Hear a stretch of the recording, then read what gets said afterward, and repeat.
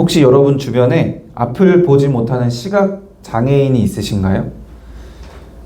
생각보다 다른 장애에 비해서 시각 장애를 가지신 경우는 흔치 않은 것 같아요. 그런데 성경을 통해서 예수님의 생애를 보면 맹인이 꽤 많이 등장을 합니다.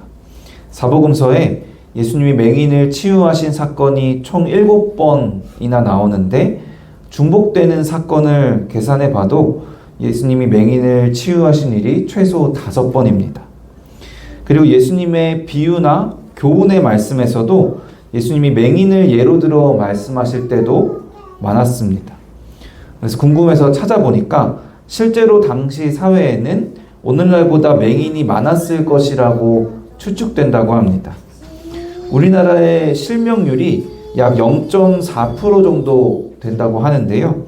대부분이 고령의 분들이 후천적으로 질병으로 인해서 또 노안으로 인해서 실명을 하는 경우라고 합니다. 그런데 예수님 당시에는 정확히는 알 수 없지만 전체 인구의 약 5% 정도가 시력을 잃었을 가능성을 제시하기도 한다고 합니다. 결막염과 같은 눈 감염병이 흔했는데 치료법도 거의 없었고 또 항생제가 없어서 단순한 염증이 실명으로 이어지는 경우도 있었고 또 출산의 과정에서 위생 상태가 좋지 않았기 때문에 감염이 되어서 실명이 되는 것도 큰 원인이었다고 합니다. 그래서 사복음서에서 비교적 맹인에 대한 언급이 많은 것 같아요. 오늘 본문에서도 예수님이 한 맹인을 만나십니다. 그는 본문의 설명처럼 날 때부터 맹인된 사람이었어요. 예수님이 맹인을 만난 장면이 7번 나오는데 오늘 본문에서의 맹인만 유일하게 날 때부터라는 수식이 붙습니다. 오늘날에도 시각장애인 중에 태어나면서부터 보지 못하는 시각장애인의 비율이 5%가 채 안 된대요. 시각장애인 중에서도 태어나면서부터 시각장애인인 분은 거의 드뭅니다. 예수님 당시에는 질병으로 인한 후천적 맹인이 굉장히 많았기 때문에 맹인은 많았지만 그 중에서 날 때부터 맹인이었던 사람은 아마 매우 적은 비율이었을 겁니다. 그래서 오늘 본문의 경우에서만 제자들이 이 날 때부터 맹인된 사람을 보고 예수님께 특별히 질문을 하고 있어요. 본문 2절 같이 읽어보겠습니다. 제자들이 물어 이르되 랍비여 이 사람이 맹인으로 난 것이 누구의 죄로 인함이니까 자기니까 그의 부모이니까. 날 때부터 맹인된 사람이 맹인으로 태어나게 된 것이 자기의 죄 때문인지 부모의 죄 때문인지를 물었습니다. 제자들이 이런 궁금증을 가지게 된 것은 당시 유대인들의 신학적인 배경 때문이었습니다. 당시 유대인들은 고난이나 질병, 장애를 죄의 결과라고 해석했어요. 욥기를 봐도 욥이 고난을 당하는 것에 대해서 친구들이 뭐라고 하죠? 욥의 죄 때문이다 라고 단언을 하면서 욥이 회개를 해야 된다라고 요구하잖아요. 그래서 날 때부터 장애를 갖고 태어난 사람에 대해서도 그 장애가 죄의 결과 때문에 생기게 된 것인데 과연 부모의 죄 때문인가 아니면 자기 자신의 죄 때문인가 궁금해한 거죠. 어떤 사람들은 구약 성경에서 부모의 죄가 자녀 때까지 영향을 준다는 표현의 말씀들이 있기 때문에 부모의 죄 때문이다 라고 주장을 했고 또 다른 어떤 사람들은 자기 자신의 죄 때문이라고 주장을 하는데 선천적인 장애, 날 때부터 장애는 죄를 지을 시간이 없잖아요. 그래서 태어나기 전에 엄마 뱃속에서 태아도 죄를 지을 수 있다라고 주장을 하기도 했고요. 심지어 사람이 태어나기 전에 그 영혼은 먼저 생기기 때문에 그 영혼이 죄를 짓는 게 아닐까라고 주장을 하기도 했습니다. 예나 지금이나 신학적인 논쟁이 별로 중요하지 않은 부분에 대해서 너무 깊어지면 별로 안 좋은 것 같아요. 그죠? 산으로 가는 것 같습니다. 어쨌든 그런 신학적인 배경이 있었기 때문에 날 때부터 맹인된 사람을 보고 제자들도 평소에 궁금해했던 부분, 신학적인 난제에 대해서 예수님께 질문을 한 겁니다. 물론 제자들이 궁금할 법한 문제였고 또 흔치 않은 날 때부터 맹인된 사람을 만났기 때문에 이때다 싶어 질문을 한 이 제자들의 마음이 이해가 가기는 하지만 제자들에게는 아주 중요한 두 가지 문제가 있었습니다. 한 가지 문제는 제자들에게 사랑이 없었다는 거예요. 제자들이 신학적인 문제에 대해 궁금해할 수 있죠. 예수님께 질문을 할 수도 있습니다. 그런데 이 궁금증을 갖고 질문을 한 시기가 언제였을까요? 예수님이 맹인을 치유하시고 난 후에 맹인과 헤어지고 나서 질문을 할까요? 그렇지 않습니다. 아직 예수님이 맹인을 치유하지 않았을 때 아마 이 맹인이 듣고 있는 그 면전에서 예수님께 질문을 한 겁니다. 제자들은 이 맹인이 치유받는 것에는 별로 관심이 없는 것처럼 보입니다. 그동안 예수님과 함께하며 많은 이적들을 보고 오래된 병을 고치시는 모습도 보고 심지어 맹인을 눈뜨게 하시는 모습도 봤기 때문에 그리고 예수님이 그 병자들을 얼마나 불쌍히 여기신다는 것, 긍휼히 여기신다는 것을 알기 때문에 날 때부터 맹인된 사람을 이 제자들이 조금이라도 예수님의 마음처럼 불쌍히 여겼다면, 긍휼히 여겼다면 예수님 이 맹인을 먼저 좀 고쳐주세요라고 요청했을 겁니다. 그리고 다 고치고 난 후에 헤어져서 그때 예수님께 이 신학적인 문제에 대해서 질문을 해도 됐을 겁니다. 또 한 가지 문제는 제자들이 교만했다는 겁니다. 맹인이 치유되길 바라지 않고 신학적인 문제를 먼저 질문했을 뿐만이 아니라 심지어 당사자가 그 앞에 있는데 이 장애가, 이 사람의 장애가 이 사람의 죄 때문인가요? 부모의 죄 때문인가요? 라고 묻고 있어요. 잘 생각해 보면 얼마나 무례한 질문인가요? 그런데 이 무례함은 제자들이 원래 교양이 없는 사람이라서 그런 것이 아니라 교만해서 비롯된 겁니다. 부모의 죄 때문인지 자기 자신의 죄 때문인지는 모르지만 일단 날 때부터 맹인된 저 사람은 죄인 또는 죄로 인해 심판받은 자로 이미 낙인을 찍어버리고 장애가 없는 자신들은 그나마 이 사람보다는 나은 사람이라는, 이 사람만큼은 죄인이 아니라는 교만한 마음으로 질문하고 있는 겁니다. 날 때부터 맹인된 이 사람보다 자기가 더 우월하다고 생각하기 때문에 이런 무례한 질문을 면전에서 하게 됐던 겁니다. 이렇게 사랑이 없이 교만한 마음으로 질문을 하는 이 제자들에게 예수님은 어떻게 답변을 하셨을까요?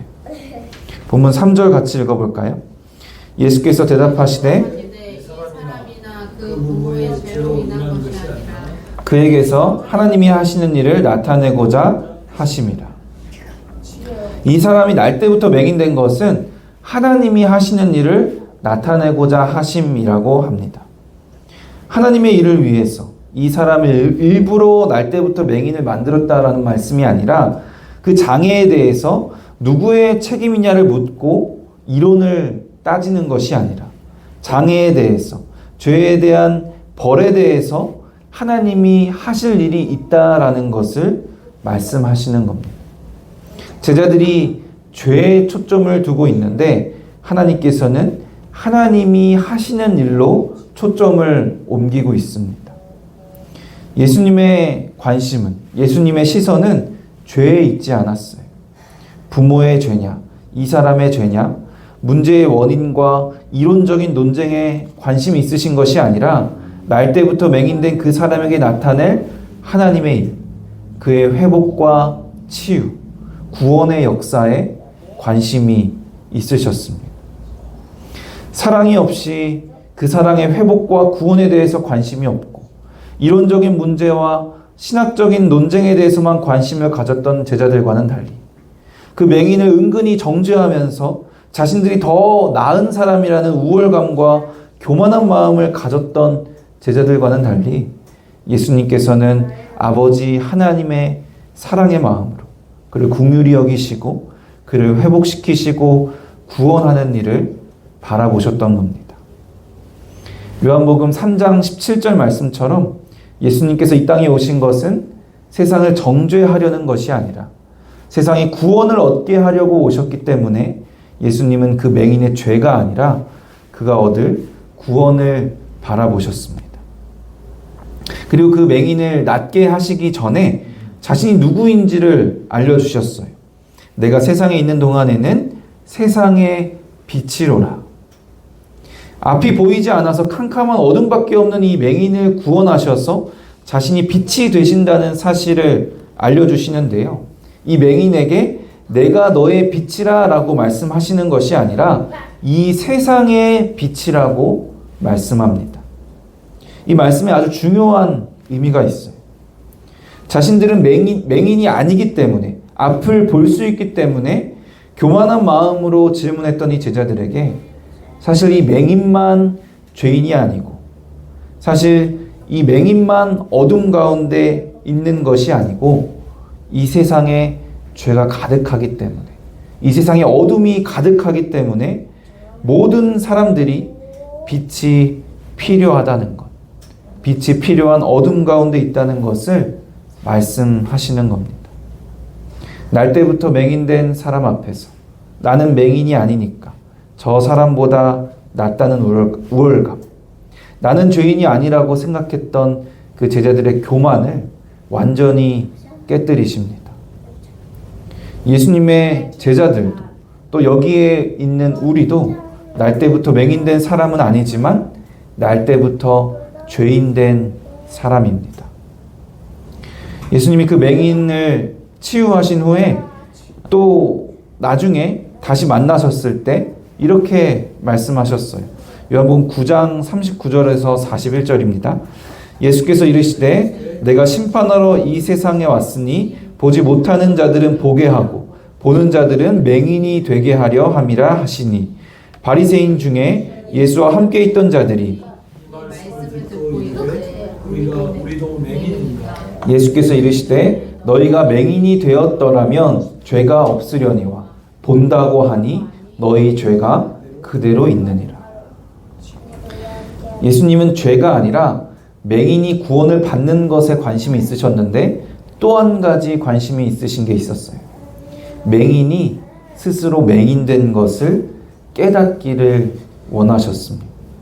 좀 더 자세히 설명하면 영적 맹인이 영적 맹인된 것을 깨닫기 원하셨어요. 죄인이 죄인된 것을 깨닫기를 원하셨습니다. 날 때부터 맹인된 사람을 통해서 예수님이 우리에게 하고 싶으셨던 말씀은 우리가 날 때부터 영적 맹인이라는 것, 우리가 날 때부터 죄인된 사람이라는 것을 깨달으라는 말씀입니다. 그것을 깨닫지 못하면 우리의 죄의 문제가 해결되지 않습니다. 예수님의 관심은, 하나님이 하시는 일은 날 때부터 죄인된 사람을 구원하시는 것에 있습니다.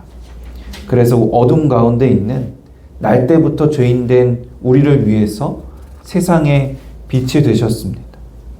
우리가 날 때부터 죄인된 사람이라는 것, 날 때부터 영적 맹인이 된 사람이라는 것을 우리가 이제 정말 알았다면 이어지는 맹인의 치유와 구원의 과정도 우리는 주목해서 봐야 합니다.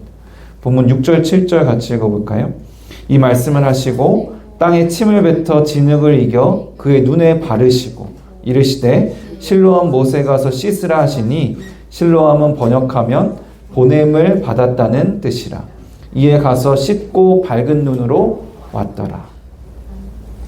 예수님이 이 맹인을 치유하시기 위해서 꽤 복잡한 과정을 거쳤어요. 땅에 침을 뱉어 진흙을 이겨 눈에 바르시고 또 실로암 못에 가서 씻으라고 그를 보내셨습니다. 사실 예수님은 말 한마디로 이 맹인의 눈을 뜨게 하실 수 있는 분이셨어요. 다른 맹인들을 고치셨을 때도 3번의 경우는 아주 단순하게 맹인을 고쳐주셨습니다.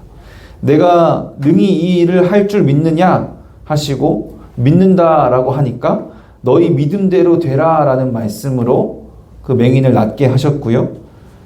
그냥 별다른 설명 없이 예수께서 고쳐주셨다라는 말씀도 있고 또 눈을 만지시니까 곧 보게 되었다는 말씀도 있습니다. 맹인의 손을 붙잡으시고 마을 밖으로 데려가셔서 본문과 비슷하게 눈에 침을 뱉으시고 안수하셔서 낫게 하신 경우도 있지만, 오늘 본문의 치유 과정에서만 나타나는 아주 중요한 특징이 있습니다. 예수님이 다 해주신 것이 아니라 가서 씻으라고 이 맹인을 보내셨다는 거예요. 실로암 못에 가서 씻으라고 하시는데, 실로암이라는 뜻 자체가 보냄을 받았다라는 뜻입니다. 치유받고 구원을 얻기 위해서 날 때부터 맹인된 사람에게, 날 때부터 죄인된 사람에게 믿음의 순종을 요구하셨습니다. 반년 전쯤에 열왕기 하 말씀을 통해서 아람의 군대 장관이자 나병 환자였던 나아만에 대한 말씀을 나눴었는데요. 이 나아만이 엘리사 선지자의 말에 그대로 순종해서 요단강에 가서 7번 몸을 씻고 치유가 돼서 피부가 깨끗하게 된 것과 같은 맥락이라고 할 수 있습니다. 엘리사 선지자가 요구한 것이 나아만의 마음에는 이상했고 이해가 되지 않았잖아요. 일단 엘리사가 자신을 맞이하러 나오지도 않고 말만 전달했어요.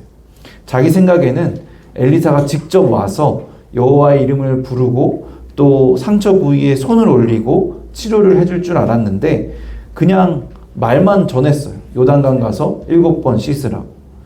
근데 요단강이 자기 나라 강보다 훨씬 더 못한 강이었거든요. 그래서 처음에는 화가 났는데 결국 그대로 순종해서 치유를 받습니다. 이 맹인의 경우에도 예수님의 치료 방식이 그다지 마음에 들지 않았을 수도 있어요.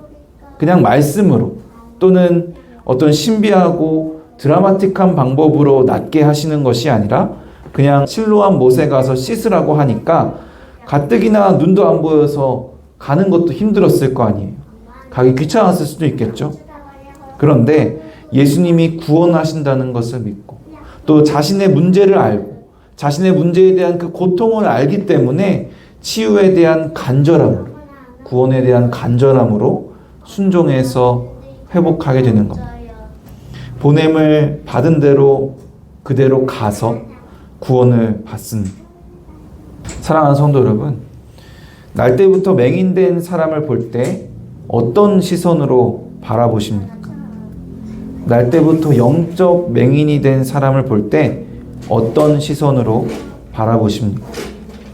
날 때부터 죄인 된 사람을 볼 때 어떤 시선으로 바라보십니까? 예수님과 제자들이 길을 가다가 날 때부터 맹인된 사람을 만난 것처럼 우리도 길을 가다가 살아가면서 늘 날 때부터 죄인된 사람들을 만나며 살아가고 있습니다. 여기를 봐도 저기를 봐도 사방천지가 다 날 때부터 죄인된 사람들입니다. 그들을 바라볼 때 오늘 본문의 제자들처럼 사랑이 없이 교만한 마음으로 바라보지 않았는지 돌아봐야 합니다. 그들의 죄가 무엇인지, 그들의 문제가 무엇인지, 그들의 상태가 얼마나 심각한지 따지면서 나는 문제가 없고 적어도 나는 그들보다 나은 사람이고 그들보다는 나은 상태라고 여기면서 나도 모르게 무례하게 행동하고 있지는 않습니까? 주님의 관심은 죄가 아니라, 그 문제가 아니라 하나님이 하시는 그들이 치유되는 것, 그들이 회복되는 것, 그들이 구원받는 것에 있습니다. 우리도 주님의 그 사랑의 마음으로 날 때부터 죄인된 사람들의 회복과 구원에 관심을 갖기 원합니다. 또 예수님께서는 날 때부터 맹인된 이 사람을 통해서 우리 자신이 날 때부터 맹인된 사람임을 깨닫기를 원하셨습니다. 우리가 맹인임을 깨닫는다면 죄가 없겠지만, 우리가 맹인인지 모르고 본다고 하면 우리의 죄가 그대로 있을 것이라고 말씀하셨습니다. 우리도 영적 맹인됨을, 날 때부터 죄인된 사람임을 깨닫고 오늘 본문의 맹인처럼 오직 예수님께서 구원해 주실 것을 믿는 믿음으로 나의 문제를 깨닫고 나의 문제에 대한 고통을 알고 상한 심령으로 간절하고 겸손하게 주님의 말씀에 순종하며 보내신 곳으로 나아가기를 바랍니다. 주님이 보내시는 곳으로 나아가서 또 주님께서 명령하신 그 말씀에 순종하시기를 바랍니다. 우리에게 결코 무리한 요구를 하지 않으셨어요. 그저 실로암으로 가서 씻으라 라고 쉬운 명령을 주신 것처럼 예수 그리스도의 십자가 보혈을 믿고 바라보기만 하면 된다라고 말씀하셨어요. 또 그저 가서 예수 그리스도의 복음을 증거하면 된다라고 말씀하셨어요. 나의 문제를 깨닫고 상한 심령으로 구원에 대한 간절함으로 빛 대신 예수님의 능력과 말씀을 믿고 그 말씀에 순종함으로 영적인 눈을 뜨고 영원한 생명을 누리는 저 여러분 되시기를 주님의 이름으로 간절히 축원합니다.